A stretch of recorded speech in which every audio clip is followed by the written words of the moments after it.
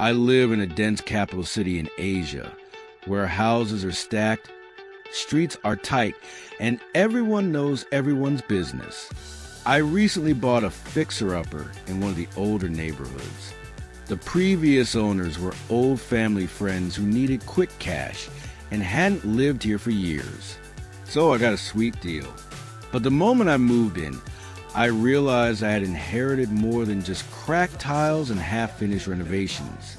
The first red flag appeared, literally, on day one. As I pulled into my garage, I saw a random motorcycle already parked inside. No gate, no lock on the front door, just a rusty padlock. Anyone could walk in, and apparently, they had been.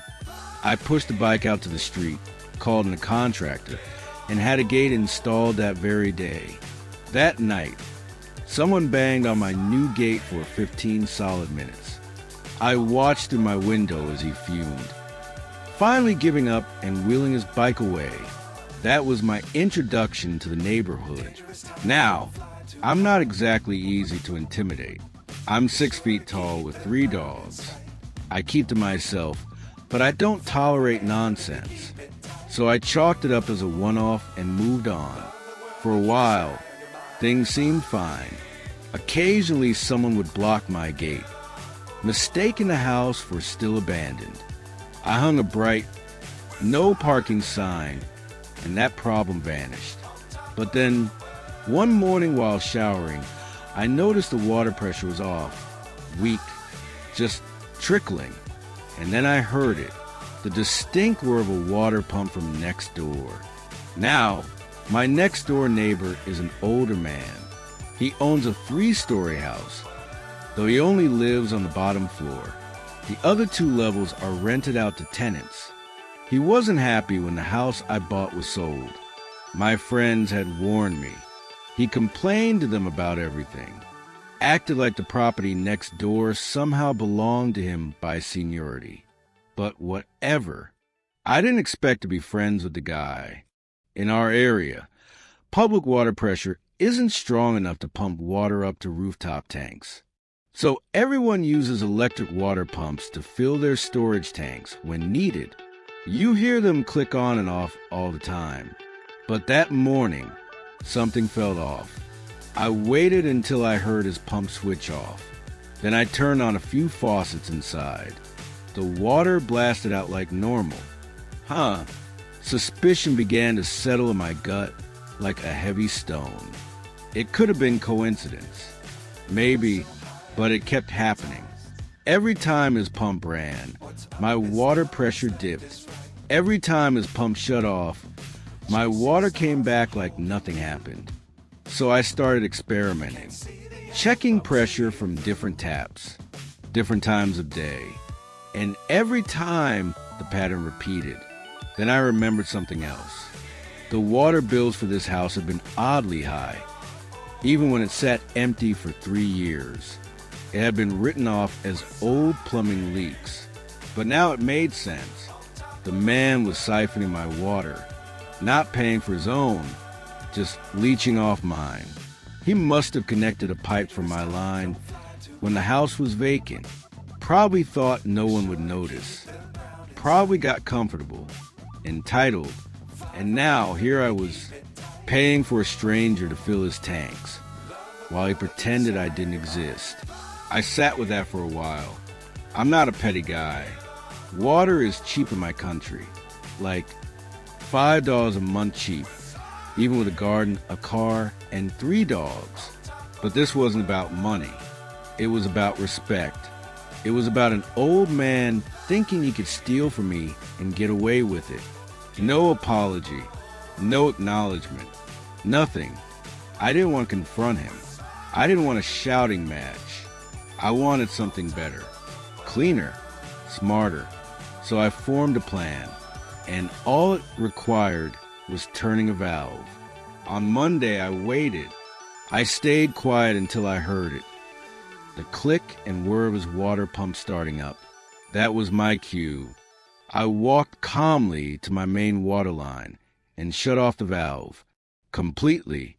Here's the thing about these water pumps. They're designed to shut off when the tank is full, but if the water level never rises, the pump keeps running for hours. Starving a pump of water is bad, really bad. Overheating, burnout, fuse issues. But what I didn't expect was how bad things would get. Around 3 a.m., I heard voices, tenants yelling, lights flicking on next door, confused shouting, no water, no power. The pump had drawn so much electricity, it fried the old 90s era wiring. If he'd upgraded his electrical systems, maybe it wouldn't have happened. But he hadn't, and now the entire building was without essential utilities. And here's the kicker. Our country has strong tenant protection laws. Power and water are classified as essential services. A landlord is legally required to provide them. Failure to do so, ground for fines, penalties, and tenant walkouts. The tenants reported him to the police. The first moved out 2 days later. The second followed by the weekend. He lost both streams of income, had to pay $500 in fines. A brutal amount here. He had to refund both security deposits. And until his house had water and power again, he legally couldn't rent it out. He tried to hold it together, but I knew he was cracking.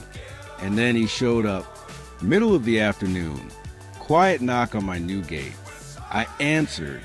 He looked composed, but his eyes, those eyes were searching.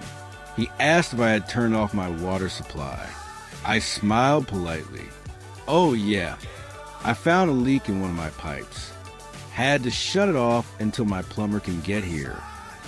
He stared, said nothing for a moment, just nodded. Oh, okay, he mumbled, then turned and left. That was it. No accusations, no confessions. But the look on his face? Priceless. A mixture of shame, fury, and helplessness. I've since hired a plumber to fix my lines and remove any external connections. The theft is over.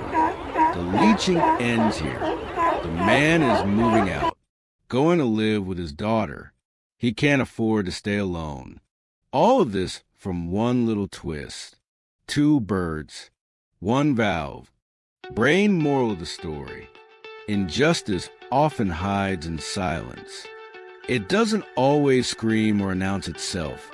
Sometimes it creeps in slowly in the form of entitlement, manipulation, or exploitation. This story isn't just about water or a thieving neighbor. It's about boundaries, self-respect, and the quiet power of watchful patience. When someone steals from you, your resources, your peace, your trust, it can be tempting to lash out, to confront them head-on, to demand justice. But sometimes, the smartest response isn't a loud one. It's a measured one. A response rooted not in rage, but in clarity. The protagonist didn't need revenge for revenge's sake. He wasn't cruel. He didn't retaliate with destruction. He responded with restraint, letting consequences flow naturally to the one who created them. That's the difference between revenge and poetic justice. We live in a world where people often mistake kindness for weakness, where quiet people are underestimated and decency is taken for granted. But that's the trap. When the quiet person finally acts, they don't just strike, they reveal. They reveal who is exploiting them. They reveal how long it had been happening.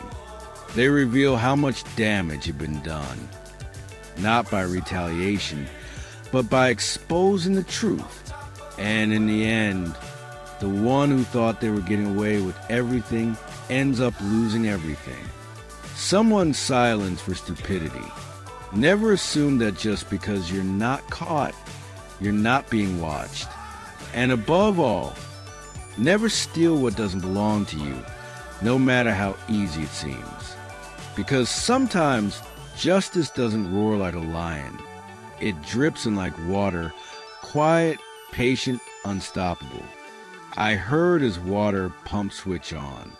That was my cue. I walked to my main water valve, twisted it shut, and walked away. What happened next? He lost power. He lost water. He lost his tenants. He lost his home. All because he stole from me and thought I'd never notice. If you've ever been taken advantage of, if someone's ever treated your property like it was theirs, you're going to love this. Smash that like button, hit subscribe, and buckle in. This is the story of how a petty thief got legally wrecked by a twist of a tap. He stole my water, took advantage of my silence, thought I was weak or ignorant, but I let him dig his own grave. I never raised my voice, never broke the law. I just flipped a switch and let the truth catch up to him. And when it did, it brought his whole house down. Sometimes justice doesn't need drama.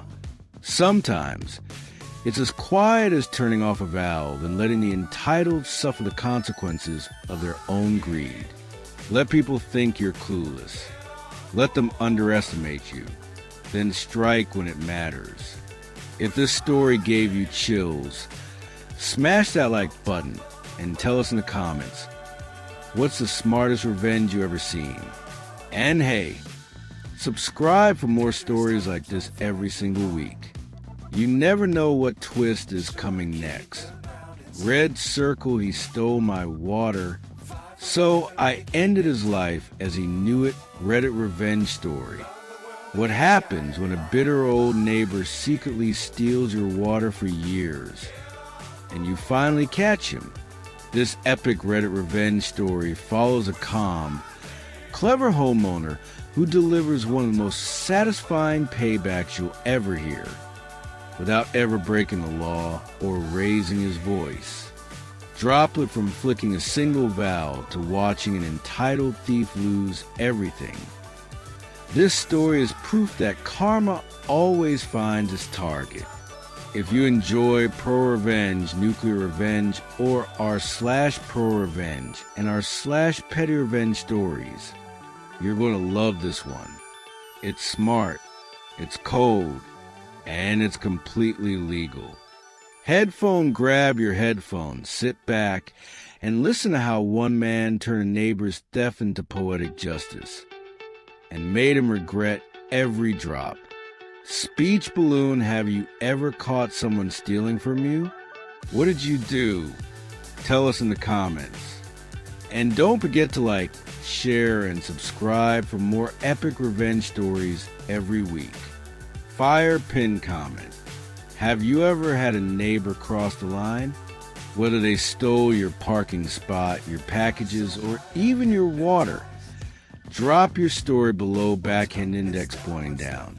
Speech balloon, the best comment, might get featured in our next video. Collision, and if this revenge gave you chills, don't forget to like and subscribe. More justice is coming soon.